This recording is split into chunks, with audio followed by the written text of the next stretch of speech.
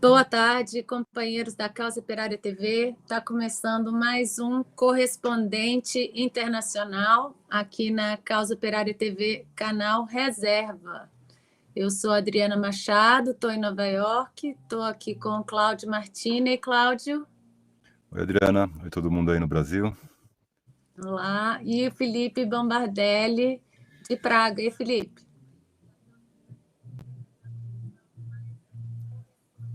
Será que o Felipe travou? Achei que tinha sido eu. O Felipe volta. Queria lembrar que a gente está na Causa Operária TV, canal Reserva, porque ainda estamos sofrendo perseguição do Supremo Tribunal Federal, do Alexandre de Moraes. Então, queremos a colaboração de todo mundo para fazer propaganda aí do nosso canal, dar o joinha no vídeo, mandar mensagem, mandar figurinha e superchat, quem puder colaborar. Mas o mais importante é distribuir, né, o nosso programa pelas redes sociais para ajudar aí a imprensa revolucionária do Partido da Causa Operária. A gente está aqui toda semana no Correspondente Internacional com notícias de todo mundo para os camaradas da nossa TV.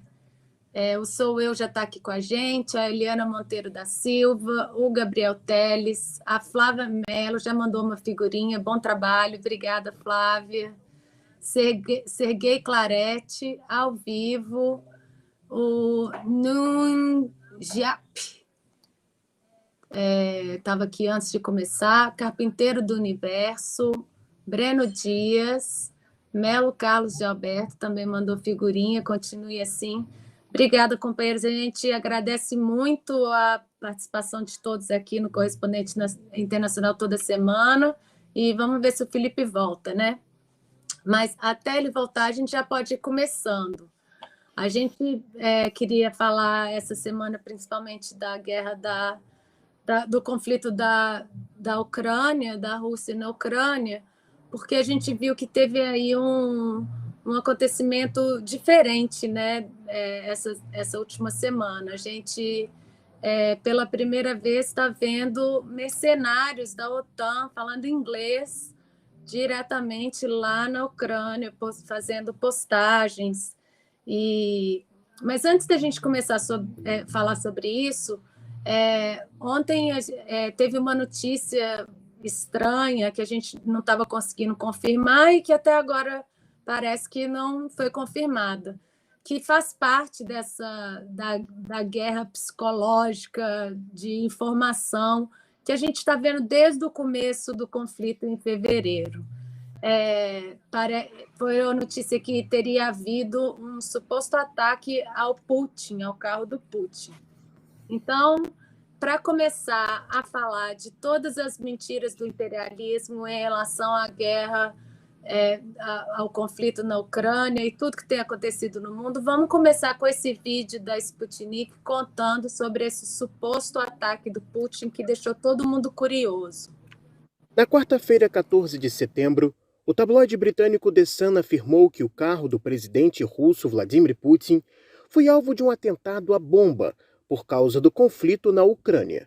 Segundo o tabloide, as fontes seriam do Kremlin, e a informação foi publicada por um canal no Telegram oposicionista de baixa credibilidade, General SVR. O artigo também disse que, na ocasião, a escolta de Putin estava o conduzindo de volta para sua residência quando uma ambulância bloqueou o caminho e uma explosão se deu em um dos carros.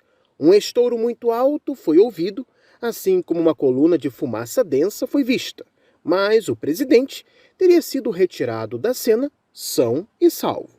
Até o momento, nenhum canal de referência da imprensa ocidental reportou a notícia. O suposto atentado, difundido por um tabloide conhecido por seu conteúdo sensacionalista, foi reportado de forma a gerar mais perguntas do que respostas. Em primeiro lugar, o tabloide não menciona o nome de nenhuma das fontes que afirma ter do Kremlin.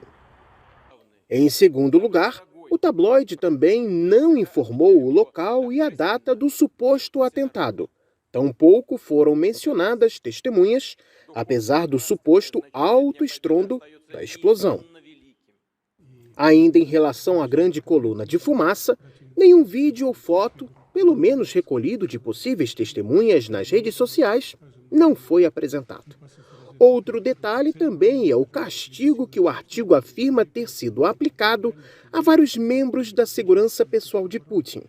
Se por um lado The Sun disse que muitos deles foram presos, os nomes, cargos e funções também não foram informados, nem mesmo o real destino dos mesmos. Ainda sobre o veículo em que estaria Putin, o tabloide informou que este teve problemas em sua direção, mas que o motorista conseguiu o tirar do local do ataque direto para a residência do presidente. Uma típica cena de Hollywood em que os protocolos de segurança parecem ser ignorados. O tabloide, que afirma que o ataque foi na Rússia, também não faz menção à visita de Putin ao Uzbequistão, onde o presidente russo estava quando a notícia foi publicada. A viagem do presidente ao exterior poderia, inclusive, ter sido cancelada, caso houvesse uma real ameaça contra Putin. O caso apresenta características típicas de fake news, que muitas das vezes são propagadas pela mídia brasileira devido a não confirmar as informações que recebe de agências, governos ou pequenas mídias do exterior. Como exemplo, a revista Isto É reportou a notícia sobre o suposto atentado. Algo semelhante aconteceu um pouco após o início da operação militar russa na Ucrânia, quando os serviços de inteligência ucranianos afirmaram que Putin sofria um câncer em fase terminal. Os meses se passaram. O presidente continua apresentando sinais de boa saúde e forma. Aliás, ainda sobre a saúde de Putin, o mesmo tabloide britânico que reportou o tal atentado contra o presidente publica desde 2020 supostas doenças dele. Em 19 de novembro de 2020, o tabloide deu grande relevância a uma tosse que Putin teve no pico da pandemia de Covid-19. Na mesma matéria, o tabloide disse que Putin planejava renunciar por causa dos problemas de saúde. Mas o tempo passou e nem a saúde de Putin apresentou reais problemas, nem o presidente renunciou. Um pouco antes, em 6 de novembro de 2020, o tabloide disse que Putin tinha sintomas da doença de Parkinson. Detalhe é que a mídia britânica afirmou que o russo já tinha sinais de Parkinson desde 2015, após uma equipe de médicos holandeses estarem atentamente observando vídeos do presidente. Passaram-se 7 anos e os rumores de Parkinson parece que foram esquecidos. Já neste ano, o tabloide voltou a prestar bastante atenção ao comportamento de Putin, seja seu andar, seja o movimento de suas mãos. Uma das matérias mais alarmantes teria vindo de um agente secreto ucraniano que disse em junho que Putin sofre de várias doenças que o matarão em no máximo 2 anos. As suspeitas sobre Putin não param e se intensificaram durante a operação especial russa na Ucrânia. Mas não seria isso parte de uma guerra psicológica informacional? Bom, ainda em agosto, o conselheiro do presidente ucraniano, Mikhail Podolyak, afirmou para a BBC em russo que seu país, na verdade, trava uma guerra psicológica informacional contra a Rússia.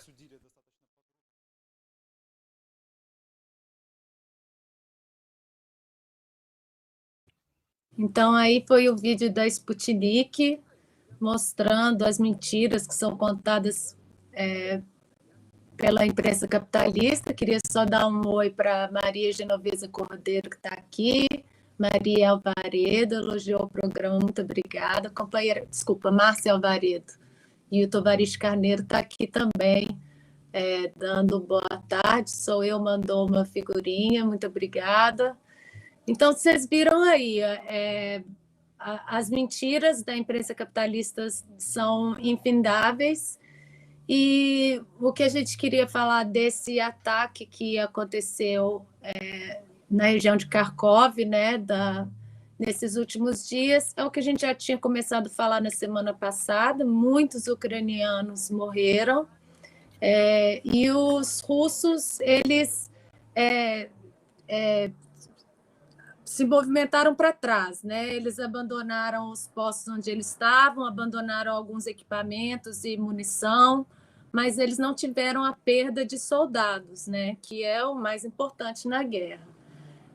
Mas a Ucrânia primeiro falou que tinha recuperado 2.000 quilômetros quadrados, depois 4.000, depois 6.000, a gente não sabe direito, de território que estava sob o controle russo. Ali na região de Kharkov, as cidades de Izium e Kupiansk são as principais, são centros de abastecimento, foram tomadas pela Ucrânia. Ainda estava tendo disputa na região de Kherson, e a imprensa capitalista está comemorando a vitória, né? Sendo que eles sempre inverteram. Todas as vezes que a Rússia teve alguma vitória, por exemplo, em Odessa, Mariupol, quando venceu aquele tanto de nazista lá na fábrica, que eles estavam lá na fábrica de aço, né? Não teve essa comemoração, não teve a notícia, pelo contrário. Agora as notícias tem uma foto aí da NPA, da NPR, que é uma das imprensas, órgãos de imprensa aqui dos Estados Unidos. As forças ucranianas rompem as linhas de frente da Rússia no leste e retomam cidades importantes. A gente, quando fala retoma cidades importantes, a gente está duvidando um pouco, né, companheiros? Que a Ucrânia vai conseguir manter, é muito difícil manter as suas posições ali. O que eles conseguiram é ocupar a capa de todos os jornais da Europa para justificar aí o envio de armas, né, que a Europa está fazendo para a Ucrânia, o aumento do gasto militar que está sendo proposto aqui na Europa, que inclusive também a gente tem aí a votação da integração da Finlândia e da Suécia na OTAN. Então o imperialismo precisava, a impressão que dá, né? O imperialismo precisava mostrar serviço. Então eles colocaram aí todas as suas forças, ou melhor, todas as vidas dos ucranianos e dos mercenários também, com o apoio dos mercenários da OTAN, né, para poder fazer esse avanço e sair na capa dos jornais, como os jornais noticiam as derrotas. Se tem uma pequena vitória, parece que está tendo uma série de vitórias, né? A impressão que já estão anunciando a derrota da Rússia na questão inteira, né? Já estão falando, não, isso vai ser o fim da Rússia. É um absurdo. E o Tovarish Carneiro está aqui lembrando que só na semana passada foi tipo 15.000, os números a gente não sabe, mas ele está falando aqui 15.000 soldados ucranianos morreram. A gente não sabe direito, mas já falaram 2.000 por dia. A gente tem um vídeo que a gente pode ficar passando enquanto a gente vai comentando, que ele é sem áudio. É um vídeo que mostra as ambulâncias chegando. Caravana de ambulâncias.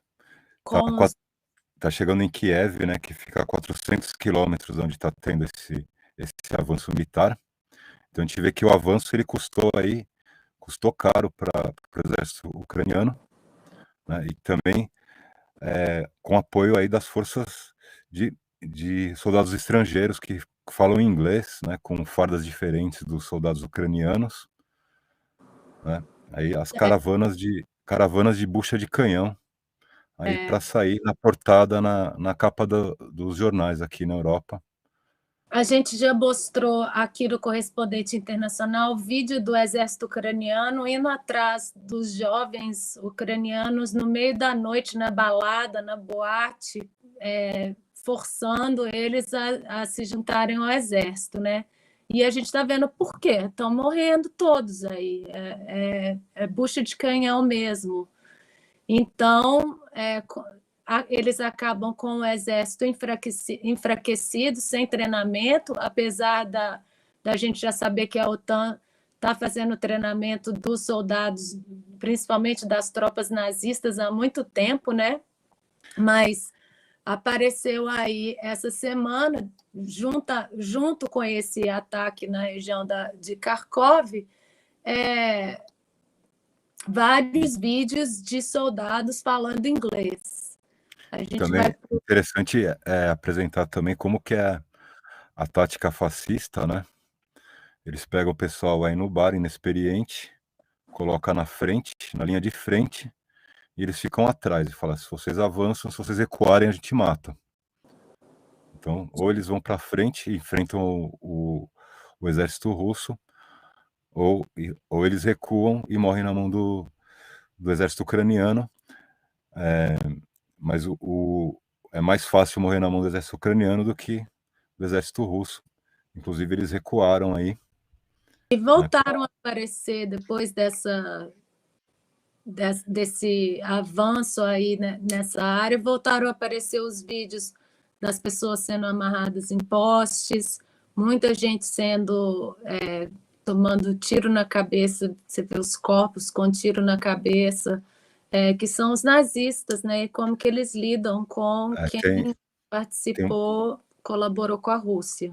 Tem uma informação também que tem diversos sites, diversas contas do Telegram, da Ucrânia, né?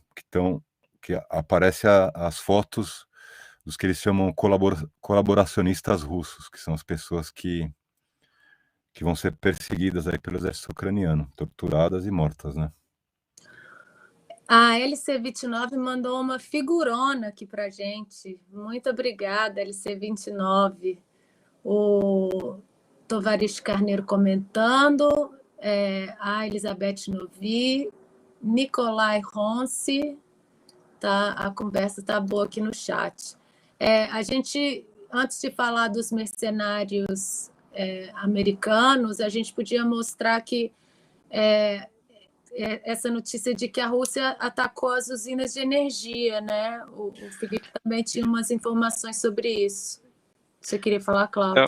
Eu queria que ele comentar depois que ele falar. Ah, tá.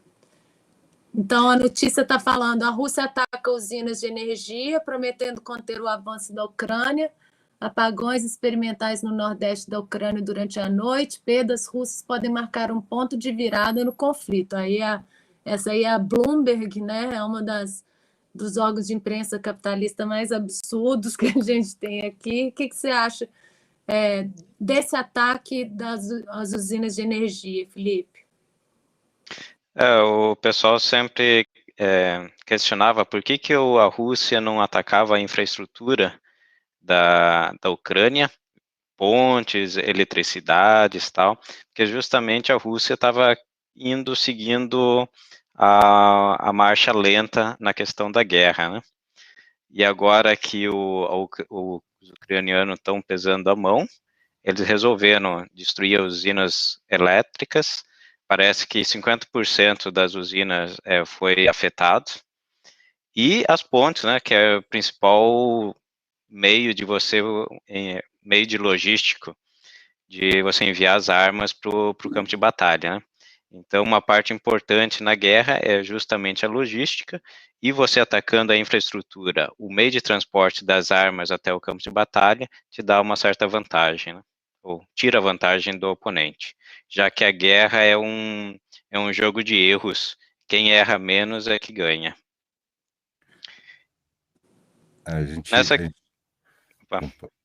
Não, pode falar, termina aí. Nessa questão aí do avanço, a Rússia acabou recuando, que eles receberam informações que o ataque ia ser em Kherson, no sul da Ucrânia, mas o ataque foi no norte, que é a parte mais fraca. E eles resolveram, propositalmente ou não, recuarem, o que deu vantagem da propaganda midiática da OTAN, que é o que eles queriam. Queria fazer um comentário aí da energia, que a gente tinha comentado no outro programa, que Kiev tinha voltado aí a acender a iluminação pública durante a noite, né? A gente vê aí que tinha o exército russo aí tinha essa política de não destruir a infraestrutura ucraniana. Parece que essa destruição aí das usinas elétricas foi logo depois de um telefonema com Macron, né? Então a gente vê que também tem aí um ponto de provocação, né? Ou seja, eles estão, assim, Kiev, que começou a acender a iluminação pública durante a noite, falando assim, a gente não tem medo dos russos, né? Também tem um ponto de provocação. Aí a Rússia foi lá e mostrou que eles não fazem, que eles têm plena capacidade de também levar adiante esse tipo de ação, né? Mas a gente não vê aí do governo de Kiev ou do Ocidente nenhuma tentativa de desescalar o conflito, e muito pelo contrário, né? E essa reação de atacar a infraestrutura também veio exatamente quando houve esse ataque, que foi, obviamente, feito com o pessoal estrangeiro, né? Que é uma linha vermelha aí, você colocar o exército americano, o exército mercenário estrangeiro. Ali a gente já sabe que eles já estavam, mas agora ficou mais escancarado, né? E também veio, enquanto o Ocidente continua com aquela conversa de que eles vão colocar limite no preço do gás e do petróleo da Rússia. E o Putin já falou, se não for para ganhar lucro, a gente não vai vender, não faz o menor sentido. Então, destruindo aí a infraestrutura de eletricidade, de energia da Ucrânia, fica muito complicado, né? Os próximos meses de inverno, quanto tempo vai demorar para reconstruir, né? Porque a Rússia reconstrói as casas lá em Mariupol rapidinho, mas a Ucrânia não tem a condição de reconstruir, né? Eu ia começar a passar os vídeos dos mercenários, mas acho que o Cláudio tem mais um comentário, Cláudio? Tem que quem vai financiar essa reconstrução vai ser o FMI, né? Tem aí, então um lado, se o que a Rússia não ocupar, o restante da Ucrânia vai cair aí nas mãos do FMI e do mercado financeiro também, que está comprando todas as terras da Rússia não da Ucrânia, né? Eles liberaram aí a compra por empresas estrangeiras, estão tomando conta, né, de toda a terra, a agricultura ucraniana no meio da guerra. É isso mesmo. Então vamos ver os vídeos que apareceram nas mídias sociais dos soldados americanos. São sem legenda, mas é só para vocês escutarem que eles estão falando inglês lá no meio da guerra. Um vídeo são mercenários chegando na cidade de Izium. Ele fala, e aí, garotos, onde estamos? Aí todo mundo grita, Izium! Um típico comportamento americano. E o outro vídeo tem mostra eles em ação, colocando as famosas minas que eles deixam para trás quando tem que sair de uma região. Eles deixam as minas, principalmente para conter tanques e soldados, mas também para causar danos a civis, né? O que o exército ucraniano tem feito aí. Então vamos ver os vídeos. Hey boys, where the fuck are we? Izium, baby!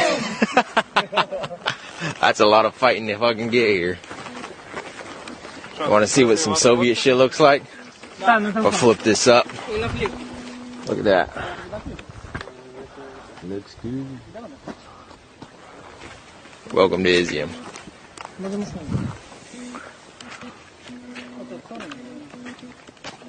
Next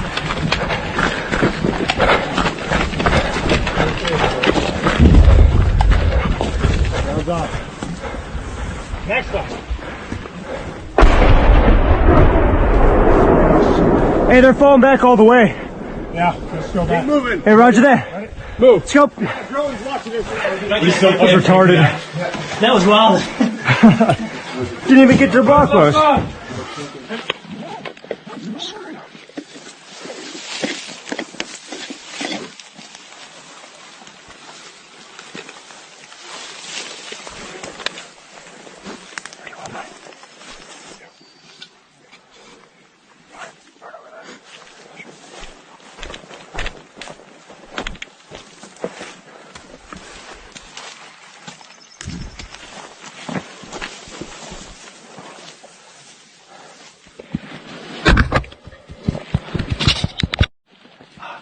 Brad has it in the back of his backpack.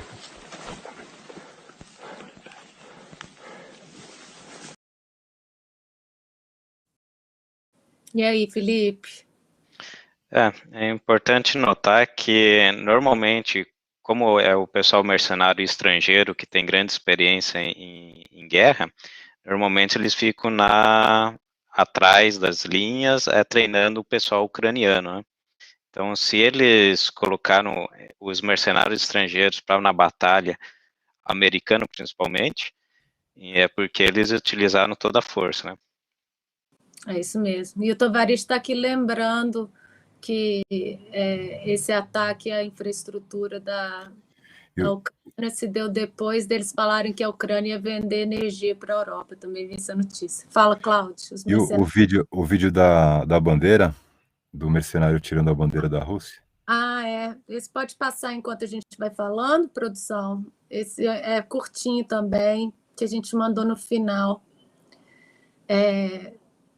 Enquanto a produção procura, eu vou falando que... Aí, esse é um soldado americano. Tem o áudio do vídeo.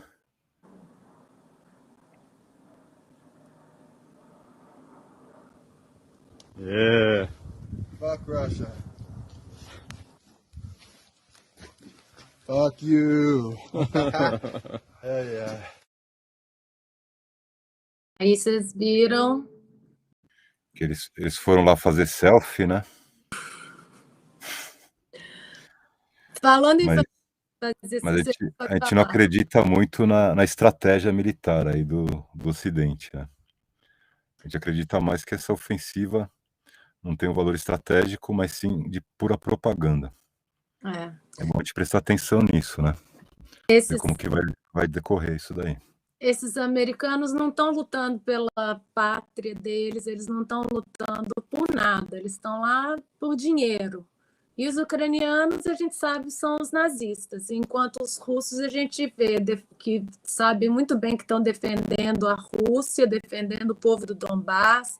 A gente vê eles com a população civil, a diferença que é, né? Mas eu fui pesquisar, porque esse que apareceu no primeiro vídeo, falando que estava chegando em Izium, esse cara tem o nome dele é Rob Roy Lane. Ele é um blogueiro, esse cara, na verdade. Ele é um mercenário blogueiro. Então, eu peguei umas partes fui pesquisar o Instagram dele. Tem umas fotos aí, produção. Tem umas fotos dele chegando em Izium, os companheiros dele, aí os outros, muitos com coisa de nazista, com símbolo de nazista, inclusive naquele primeiro vídeo o cara que aparece atrás dele estava com o símbolo nazista. E aí, pesquisando, eis que me aparece que o mercenário já esteve na Amazônia. Olha que coincidência. Aí eu falei, não, mas às vezes ele estava na Amazônia com essa cara de bobo aí, fazendo turismo, né? Mas não, ó. Mostra aí um outro post falando que ele estava em missão. 2017, esse mesmo mercenário que hoje está lá na Ucrânia estava na Amazônia. O post dele fala assim,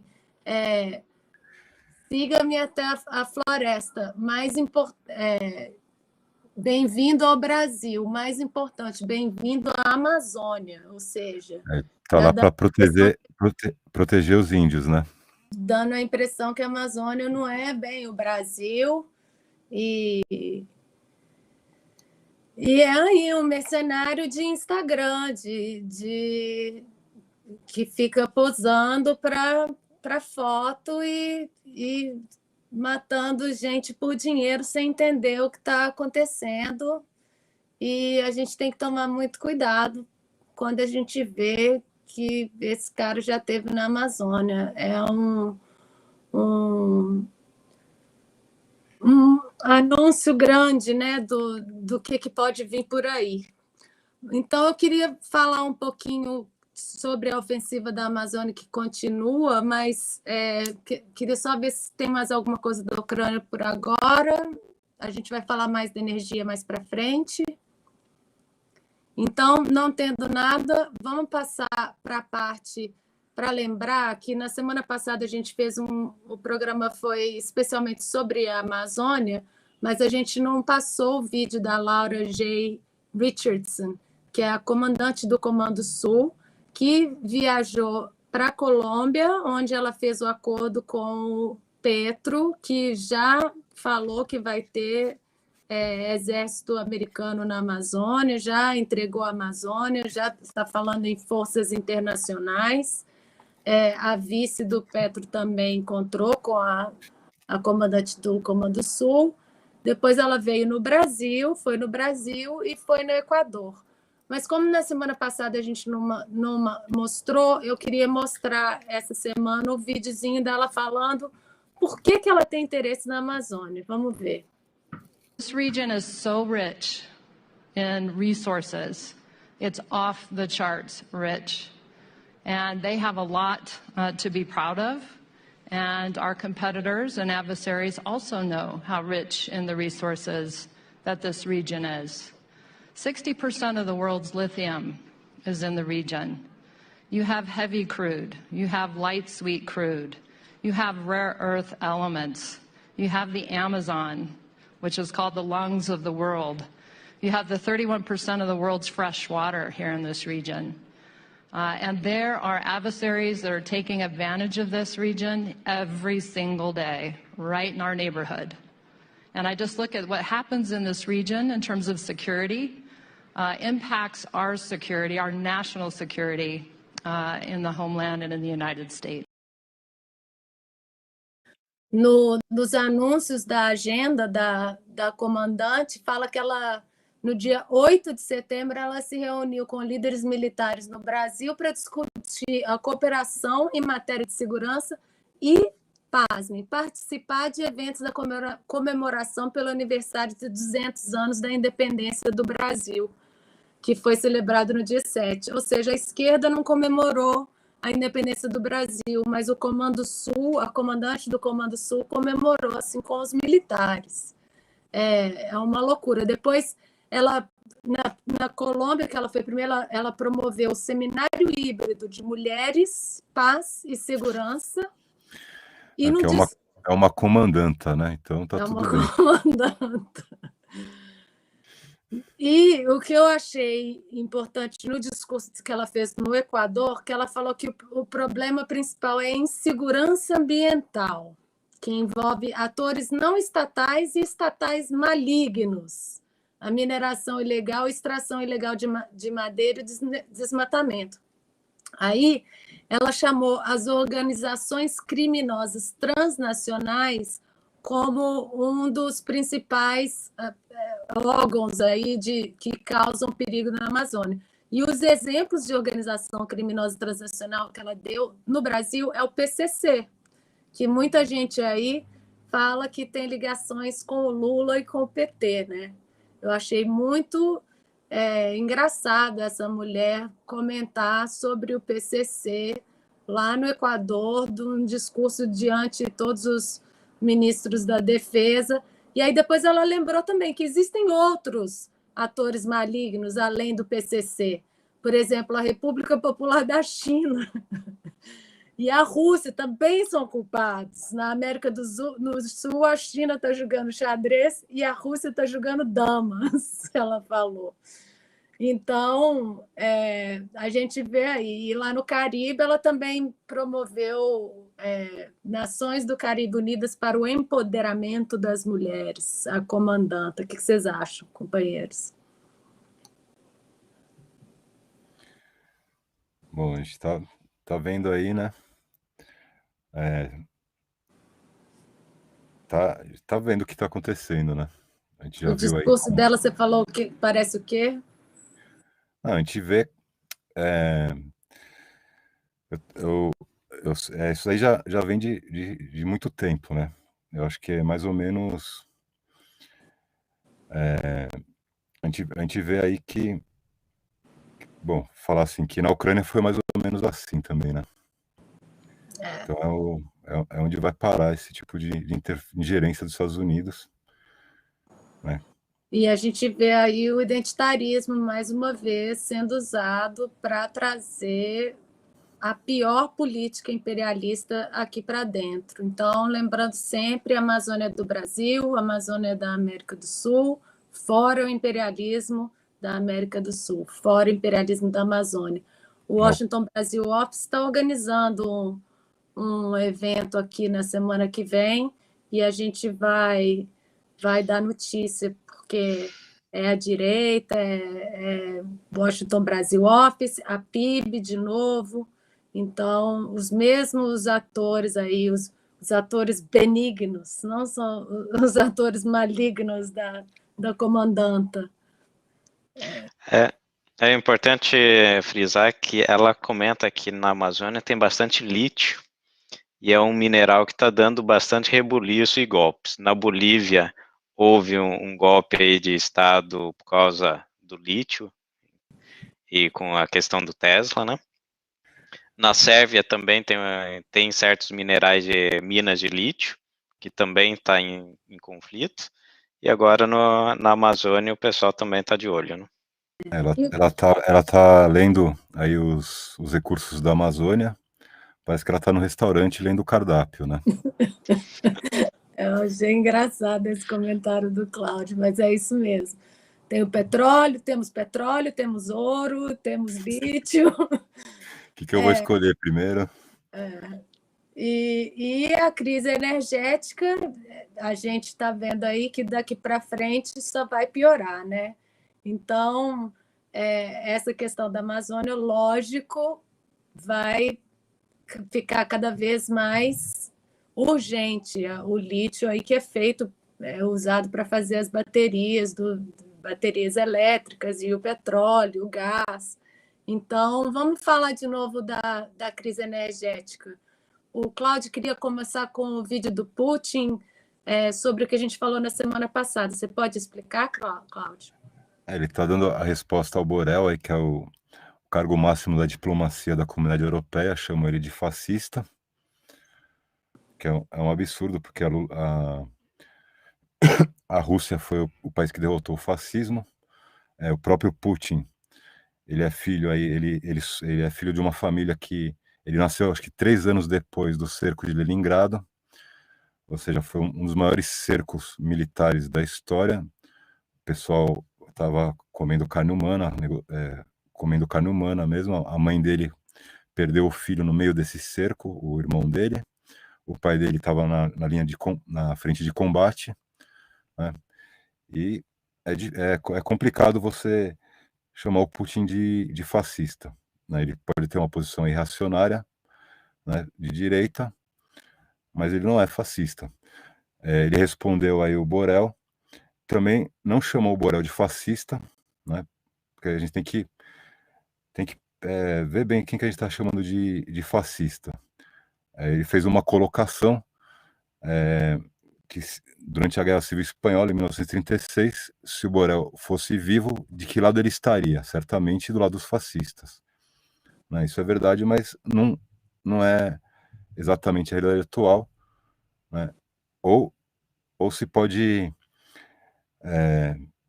também tem gente que qualifica o governo da Espanha de fascista, né? Mas não é a mesma coisa, né? E, enquanto isso, lá na Ucrânia, né, teve um outro dia que comentou que eu achei muito engraçado, que a Ucrânia parece, quando você está vendo na internet, parece o Cadê o Valdo, só que com fascista, com nazista. Que apareceu de novo uma foto do Zelensky e o segurança dele com o símbolo fascista. É que, inclusive, Então, o Borrell tá apoiando plenamente aí o Zelensky, né? E vamos ver quem apoia fascista. Mas tem uma diferença. A gente pode falar isso coloquialmente. Quem apoia fascista é fascista, né? Mas a gente tem que ver bem o que é o fascismo, né? Real. E é isso mesmo que está na Ucrânia aí, né? Vamos ver a resposta do Putin. vamos ver o vídeo. Мы видели призывы главы европейской дипломатии победить Россию на поле боя. Странная дипломатическая установка.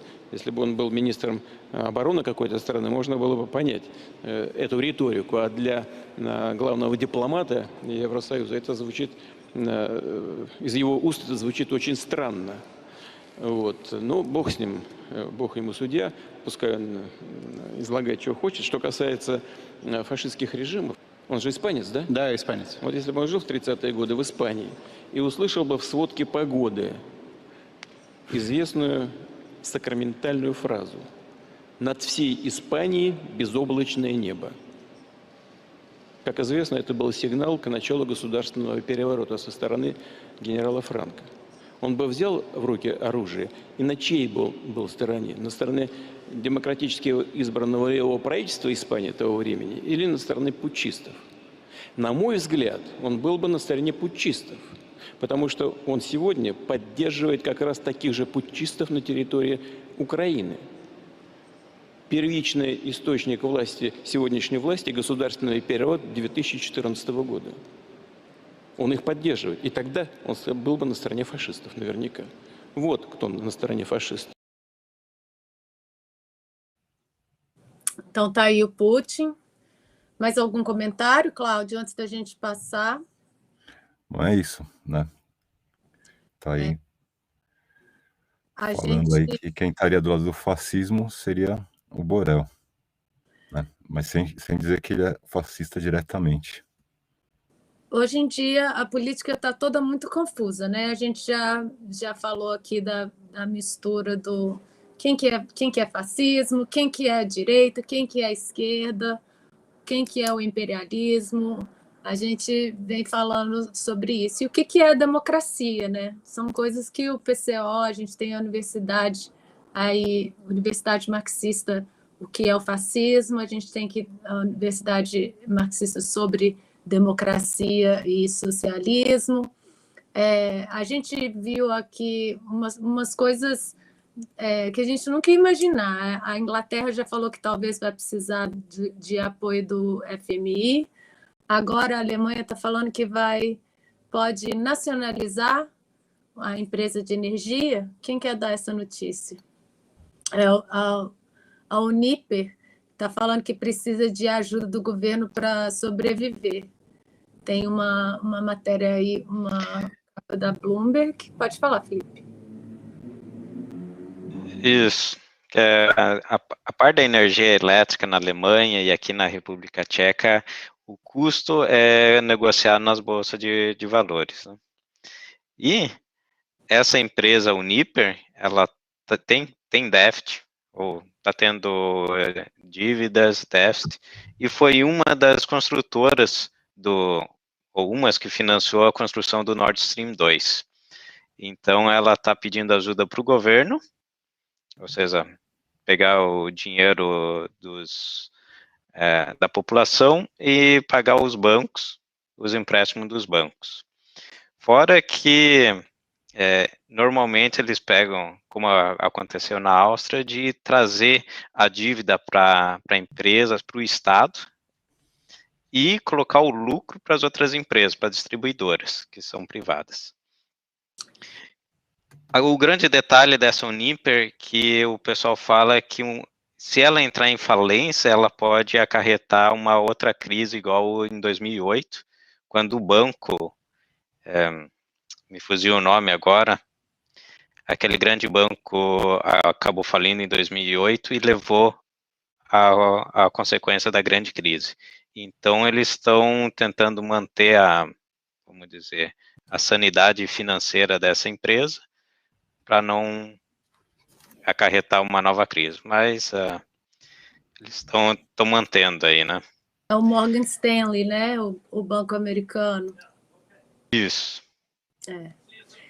Então, aí a gente vê a Europa, a Alemanha falando em nacionalização da empresa de energia para evitar uma crise enorme aí. A gente tinha que dar essa notícia dos sindicatos da Inglaterra, que cancelaram as greves pela morte da rainha, né, que é lamentável isso daí. Isso sim é para ter sentimento de pêsame, né, pela morte do sindicato. E tem que mostrar as manifestações no Chile, né? Peraí, a gente tinha as manifestações do Nord Stream 2, você tinha separado um vídeo, você ainda quer mostrar esse vídeo?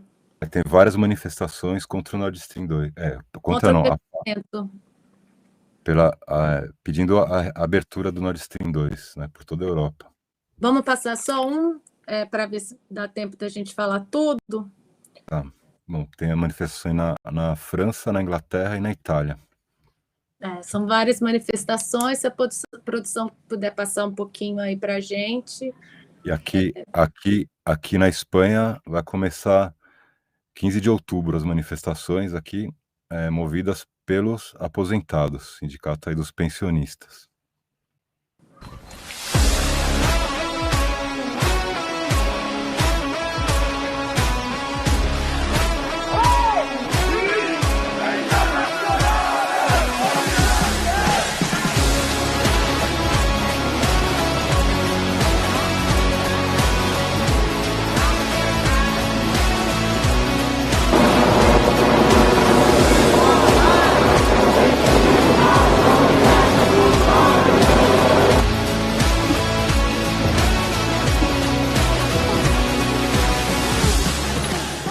Abstand halten! Meter zurück! Es gibt Treffer und Schlagstock!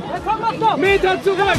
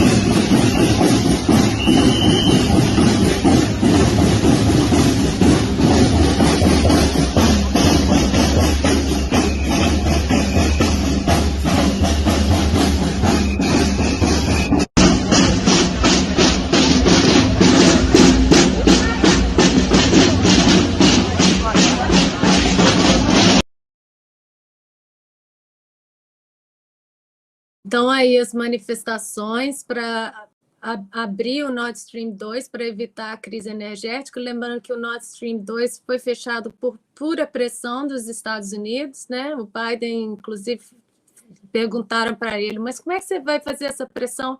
Ele pode deixar que nós vamos fechar o Nord Stream 2, a nossa vontade. É um absurdo o governo alemão. A condição era se a Rússia invadisse a Ucrânia, né? E eles provocaram até que a Rússia não teve opção, né? O Tovarish Carneiro, há um tempo aqui no chat, lembrou que o presidente da Bielorrússia apareceu cortando lenha para ajudar os europeus para o presidente da Polônia não congelar. A gente tinha um vídeo da Sputnik também mostrando que os espanhóis estão trocando aí a energia, a gás e elétrica por lenha também, que cresceu 30% o uso de lenha no país.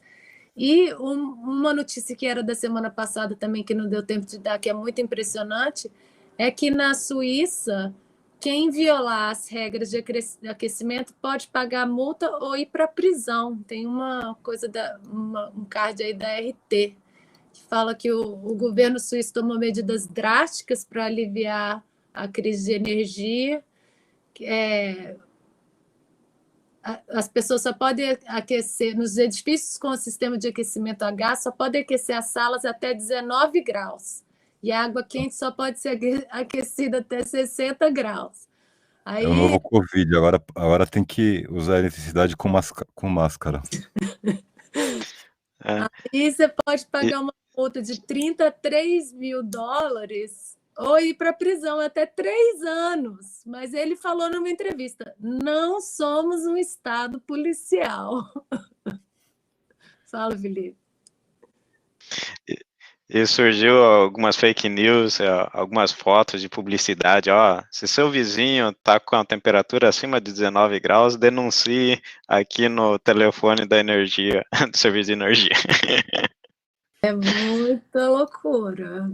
É igual tem no see something, say something, você vê alguma coisa de terrorismo, né? Fale alguma coisa, tipo, tem um nome para isso na música lá já esqueci, o cacoetar, quem vai cacoetar o vizinho? Caguetar, tem que lembrar, tem que escutar esse pagode aí de novo para lembrar a música, mas pedindo para as pessoas entregarem o vizinho, né? Dureza. Mas então tinha mais uma notícia aqui do Armênia e Azerbaijão, a gente vai falar na semana que vem. Parece que já acabou a ofensiva do Azerbaijão na Armênia, né? Teve ali, depois do Nagorno-Karabakh de 2020, que teve um cessar-fogo, parece que teve ataque de novo na Armênia, não só na fronteira, mas na Armênia própria, lá dentro do país mesmo. Mas a gente vai falar isso na semana que vem, não sei se alguém quer falar isso rapidinho. E vê aí, tem as notícias do Chile, o que vocês querem falar antes da gente acabar? Comentar aí que, apesar do que aconteceu aí com a Constituinte, né, que foi uma Constituinte... No Chile. No Chile. A Constituinte bem identitária, e também que entregava, em grande parte, a soberania do Chile, né? Tinham muitas cláusulas aí identitárias e de perda de soberania, inclusive equiparando aí a natureza como sujeito de direito, né? E umas coisas bem absurdas desse tipo, e foi duramente atacada pela direita, mas como era esse é o grande problema do identitarismo também, que ele é indefensável, e o trabalhador também não vai defender isso daí, né? De pautas trabalhistas tinha, parece, 4 ou 5 artigos, mas a gente vê que é o processo aí da luta de classe segue adiante e os estudantes estão voltando para as ruas. Eles já viram que com o governo Boric, com o imperialismo e identitarismo, não tem outro jeito, e estão se reorganizando aí nas ruas do Chile. Então a gente pode ver os protestos aí.